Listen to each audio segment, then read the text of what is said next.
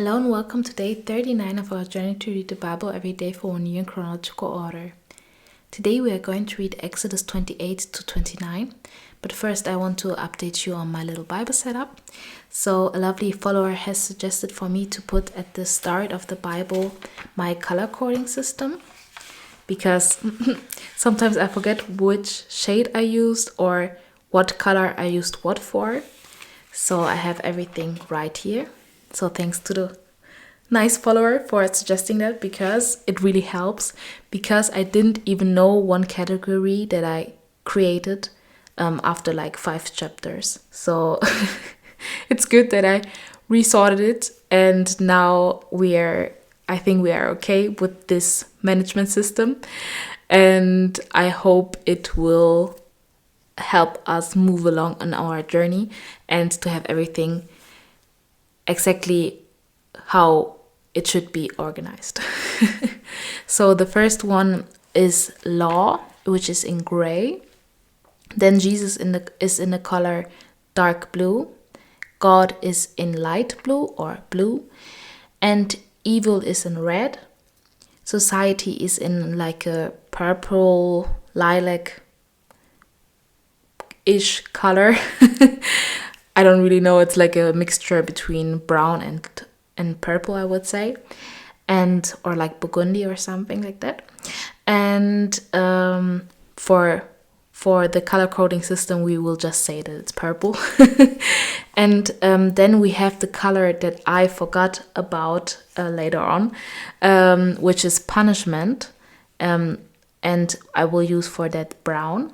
Before it was like in this color at the start, I think, or in like a darker purple color, and then I changed it up to society, and because I didn't remember that I had a category for punishment.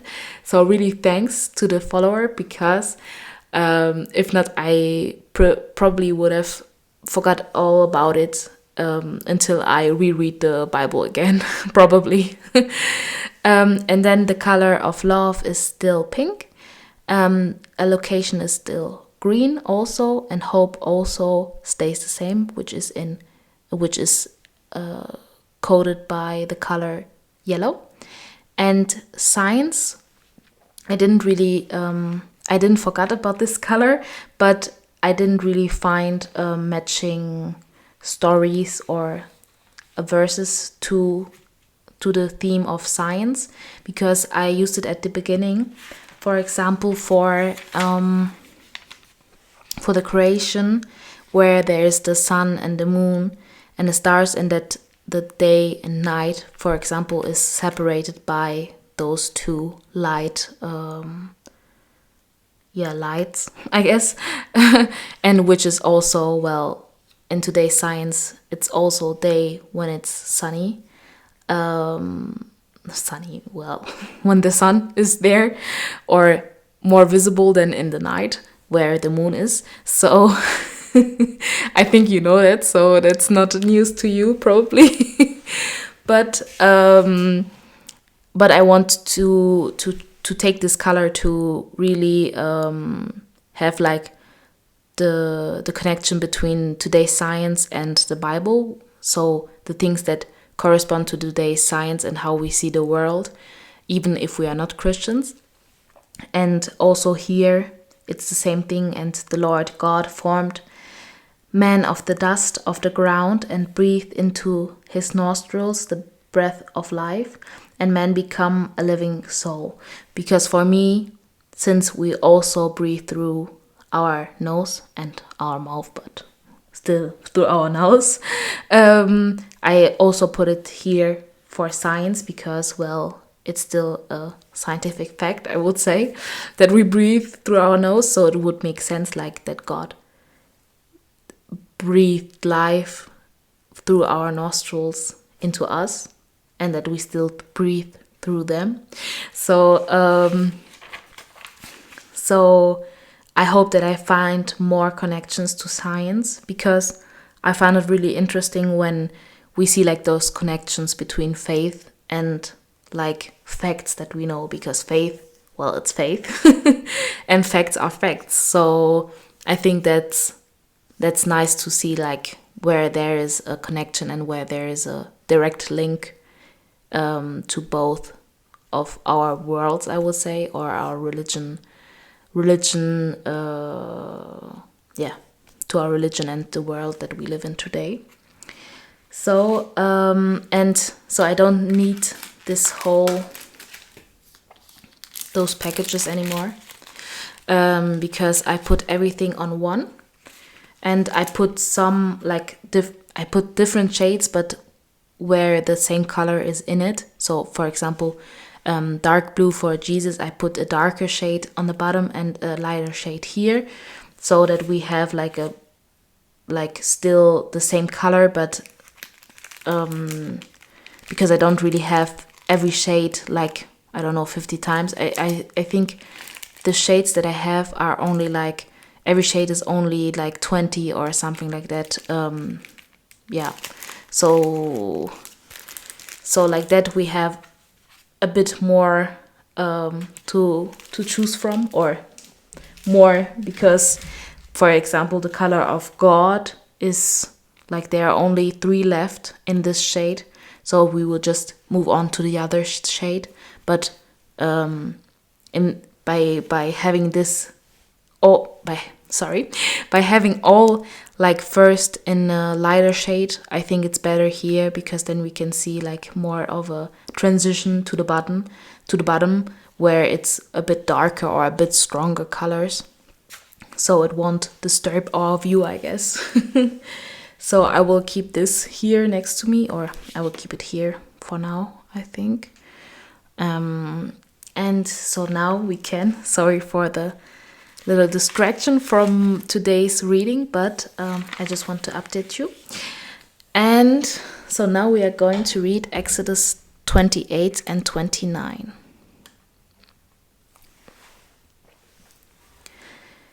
Exodus 28. Aaron and his sons are set apart for the priest's office. And take thou unto thee Aaron thy brother and his sons with him, from among the children of Israel, that he may minister unto me in the priest's office, even Aaron, Nadab, and Abihu, Eleazar, and Ithamar, Aaron's sons. And thou shalt make holy garments for Aaron thy brother, for glory and for beauty. And thou shalt speak unto all that are wise-hearted, whom I have filled with the spirit of wisdom, that they may make Aaron's garments to consecrate him, that he may minister unto me in the priest's office. And these are the garments which they shall make: a breastplate, and an ephod, and a robe, and a broidered coat, a mitre, and a girdle. And they shall make holy garments for Aaron thy brother and his sons, that he may minister unto me in the priest's office. And they shall take gold and blue and purple and scarlet and fine linen, the ephod. And they shall make the ephod of gold, of blue, and of purple, of scarlet, and fine twined linen, with cunning work. It shall have the 2 shoulder pieces thereof joined at the 2 edges thereof, and so it shall be jointed together. And the curious girdle of the ephod, which is upon it, shall be of the same, according to the work thereof, even of gold, of blue, and purple, and scarlet, and fine twined linen. And thou shalt take 2 onyx stones, and grave on them the names of the children of Israel, 6 of their names on one stone, and the other 6 names of the rest on the other stone. according to their birth. With the work of an engraver in stone, like the engravings of a signet, shalt thou engrave the 2 stones with the name of the children of Israel. Thou shalt make them to be set in ouches of gold, and thou shalt put the 2 stones upon the shoulders of the ephod, 4 stones of memorial unto the children of Israel, and Aaron shall bear their names before the Lord upon his 2 shoulders for a memorial. And thou shalt make ouches of gold, and 2 chains of pure gold at the end of wreathen work shalt thou make them, and fasten the wreathen chains to the ouches. The breastplate with 12 precious stones. And thou shalt make the breastplate of judgment with cunning work, after the work of the ephod. Thou shalt make it of gold, of blue, and of purple, and of scarlet, and of fine twined linen shalt thou make it. Foursquare it shall be, being doubled. A span shall be the length thereof, and a span shall be the breadth thereof. And thou shalt set in it settings of stones, even 4 rows of stones. The first row shall be a sardius, a topaz, and a carbuncle. This shall be the first row. The second row shall be an emerald, a sapphire, and a diamond. And the third row a ligure, an agate, and an amethyst.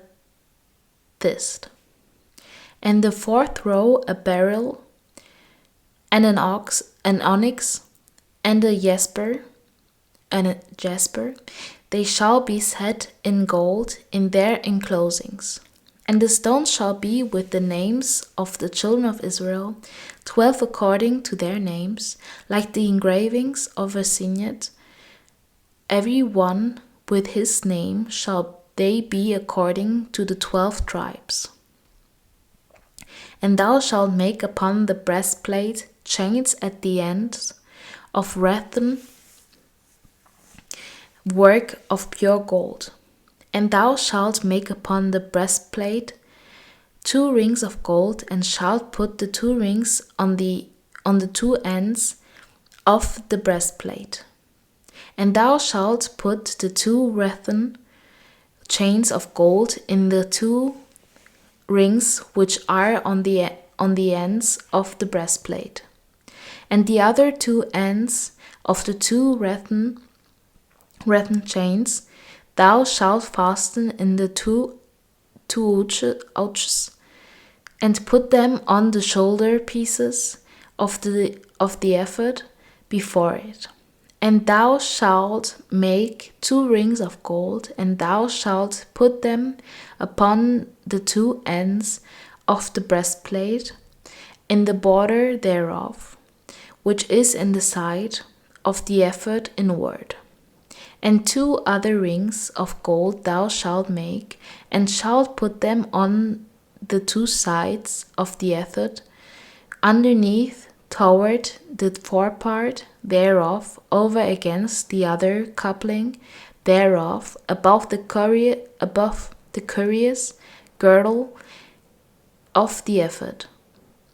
And they shall bind the breastplate by the rings thereof unto the rings of the ephod, with a lace of blue, that it may be above the curious girdle of the ephod, and that the breastplate be not loosened from the ephod.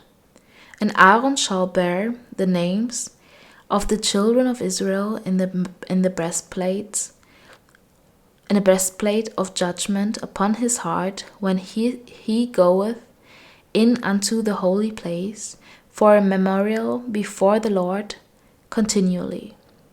And thou shalt put in the breastplate of judgment, the Urim, and the Thummim, and they shall be upon Aaron's heart when he goeth in before the Lord. And Aaron shall bear the judgment of the children of Israel upon his heart before the Lord continually. You probably hear the background noises, which is the rain. So I'm sorry if you hear that in the background. The robe of the ephod and the plate of the mitre. And thou shalt make the robe of the ephod all of blue. And there shall be an hole in the top of it, in the midst thereof. It shall have a binding of woven work round about the whole of it, as it were the whole of an habergeon, that it be not rent.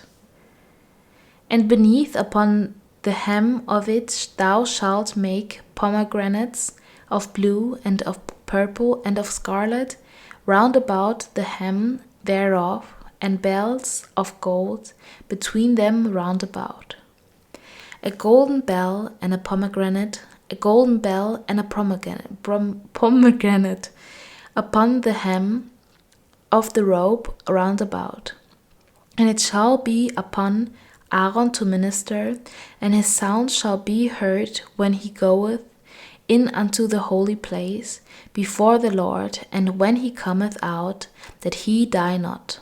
And thou shalt make a plate of pure gold, and grave upon it, like the engravings of a synod, holiness to the Lord.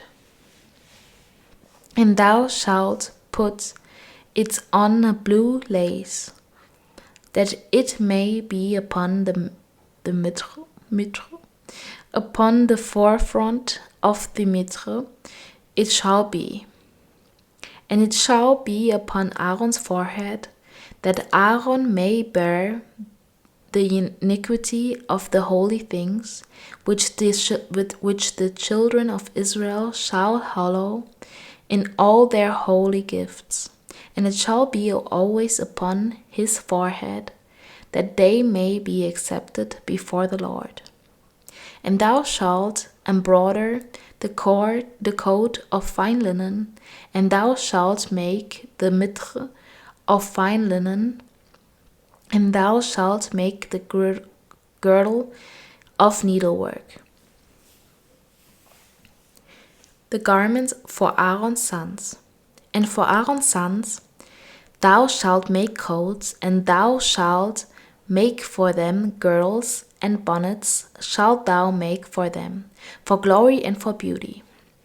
And thou shalt put them upon Aaron thy brother, and his sons with him, and shalt anoint them, and consecrate them, and sanctify them, that they may minister unto me in the priest's office. And thou shalt make them linen breeches to cover their nakedness. From the loins even unto the thighs they shall reach. And they shall be upon Aaron and upon his sons when they come in unto the tabernacle of the congregation, or when they come near unto the altar to minister in the holy place, that they bear not iniquity and die. It shall be a statute forever unto him and his seed after him.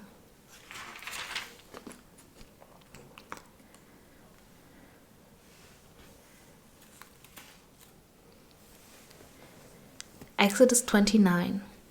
The ceremonies of consecration, the priests.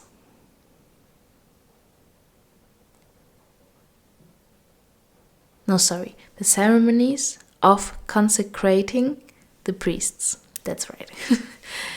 And this is the thing that thou shalt do unto them to hallow them to minister unto me in the priest's office. Take 1 young bullock and 2 rams without blemish, and unleavened bread and cakes, and cakes unleavened, tempered with oil, and wafers unleavened, anointed with oil, of wheaten flour shalt thou make them. And thou shalt put them into 1 basket, and bring them in the basket with the bullock and the 2 rams. And Aaron and his sons thou shalt bring unto the door of the tabernacle of the congregation, and shalt wash them with water. And thou shalt take the garments, and put upon Aaron the coat, and the robe of the ephod, and the breastplate, and gird him with the curious girdle of the ephod. And thou shalt put the mitre upon his head, and put the holy crown upon the mitre. Then shalt thou take the anointing oil, and pour it upon his bread, and anoint him. And thou shalt bring his sons, and put coats upon them. And thou shalt gird them with girdles, Aaron and his sons, and put the bonnets on them, and the priest's office shall be theirs for a perpetual statute, and thou shalt consecrate Aaron and his sons. And thou shalt cause a bullock to be brought before the tabernacle of the congregation, and Aaron and his sons shall put their hands upon the head of the bullock.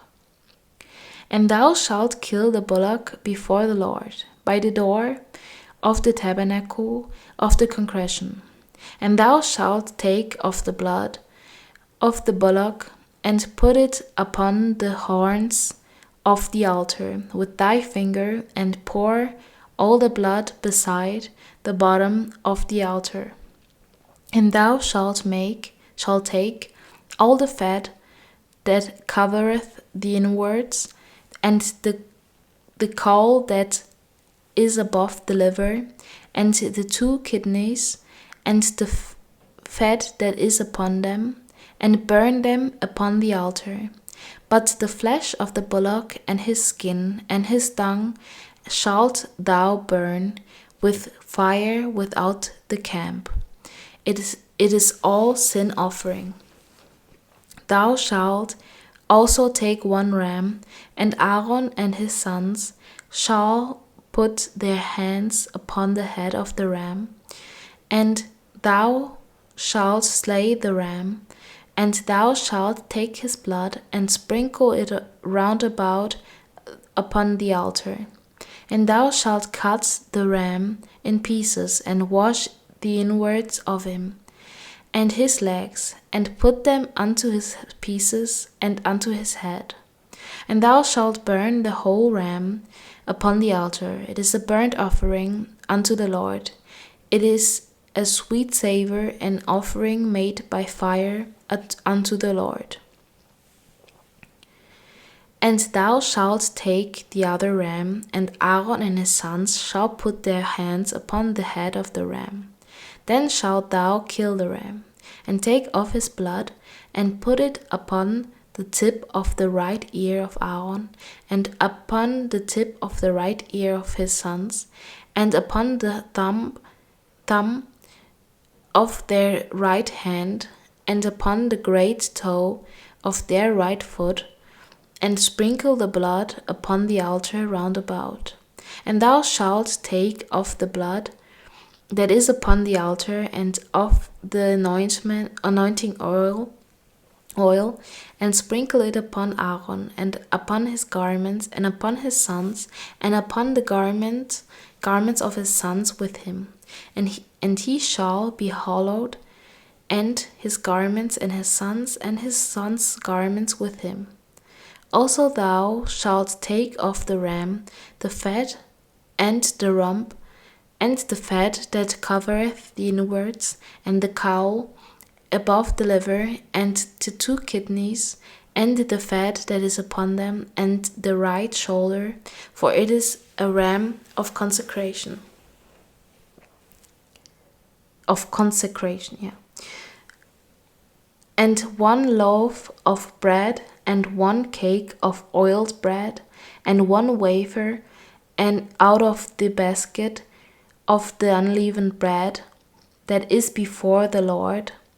And thou shalt put all in the hands of Aaron and in the hands of his sons, and shalt wave them for a wave offering before the Lord. And thou shalt receive them of their hands, and burn them upon the altar for a burnt offering, for a sweet savour before the Lord. It is an offering made by fire unto the Lord. And thou shalt take the breast of the ram of Aaron's consecration, and wave it for a wave offering before the Lord, and it shall be thy part. And thou shalt sanctify the breast of the wave offering, and the shoulder of the heave offering, which is waved, and which is heaved up of the ram of the consecration, even of that which is for Aaron, and of that which is for his sons. And it shall be Aaron's and his sons by a statute forever from the children of Israel, for it is an heave offering, and it shall be an heave offering from the children of Israel of the sacrifice of their peace offerings, even their heave offering unto the Lord. And the holy garments of Aaron shall be his sons after him, to be anointed therein, and to be consecrated in them. And that son that is priest in his stead shall put them on 7 days, when he cometh into the tabernacle of the congregation to minister in the holy place. And thou shalt take the ram of the consecration, and seethe his flesh in the holy place. And Aaron and his sons shall eat the flesh of the ram, and the bread, and that is in the basket by the door of the tabernacle of the congregation. And they shall eat those things wherewith the atonement was made, to consecrate and to sanctify them, but a stranger shall not eat thereof before they are holy. And if aught of the flesh of the consecrations or of the bread remain unto the morning, then thou shalt burn the remainder with fire. It shall not be eaten, because it's holy. And thus shalt thou do unto Aaron and to his sons, according to all things which I have commanded thee. 7 days shalt thou consecrate them, and thou shalt offer every day a bullock for a sin offering for an atonement. And thou shalt anoint it to sanctify it. 7 days thou shalt make an atonement for the altar, and sanctify it, and it shall be an altar most holy. Whatsoever toucheth the altar shall be holy. The continual burnt offering. Now this is that which thou shalt offer upon the altar: 2 lambs of the first year, day by day, continually. The one lamb thou shalt offer in the morning, and the other lamb thou shalt offer at even. And with the one lamb 1/10 deal of flour mingled with the fourth part of an hin of beaten oil, and the fourth part of an hin of wine for a drink offering. And the other lamb thou shalt offer at even, and shalt do thereto according to the meat offering of the morning, and according to the drink offering thereof, for a sweet savour, an offering made by fire unto the Lord. This shall be continual burnt offering throughout your generations at the door of the tabernacle of the congregation before the Lord, where I will meet you to speak there unto thee. And there I will meet with the children of Israel, and the tabernacle shall be sanctified by my glory.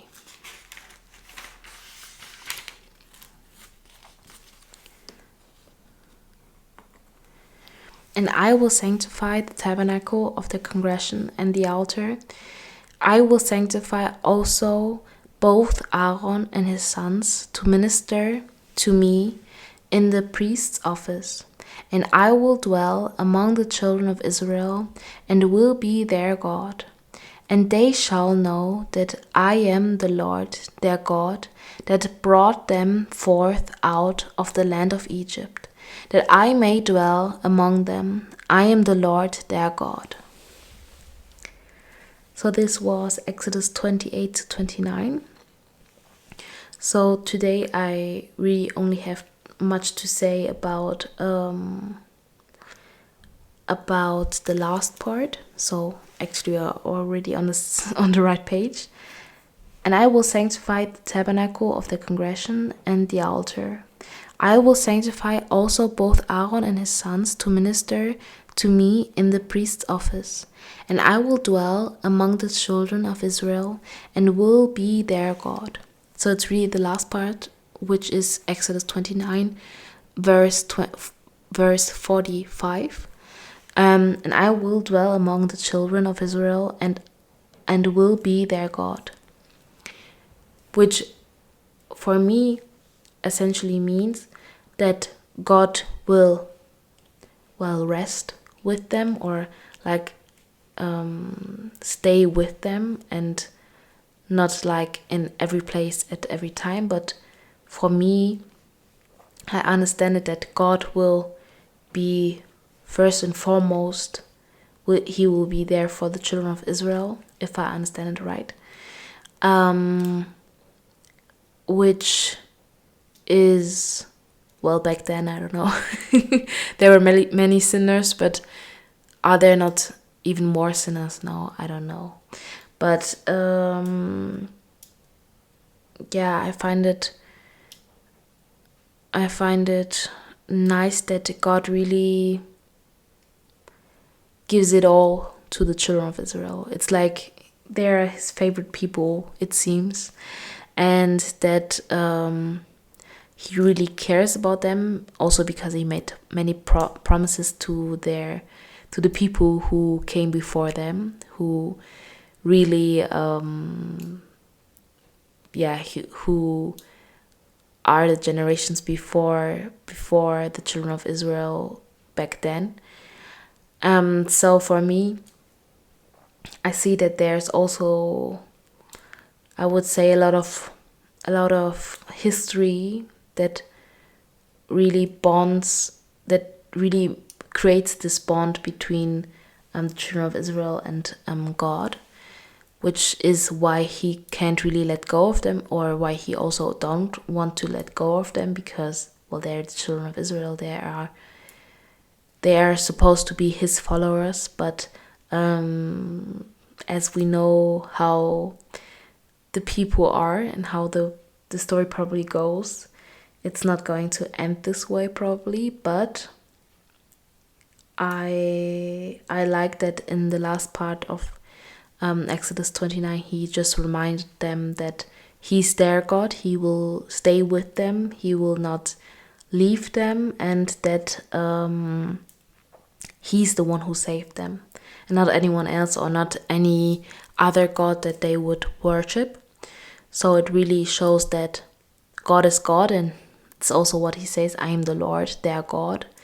And he's not a God, he's the God, you know. So I will leave it at that for today. I hope you have a great day, evening, or night. And I hope I see you tomorrow. Bye.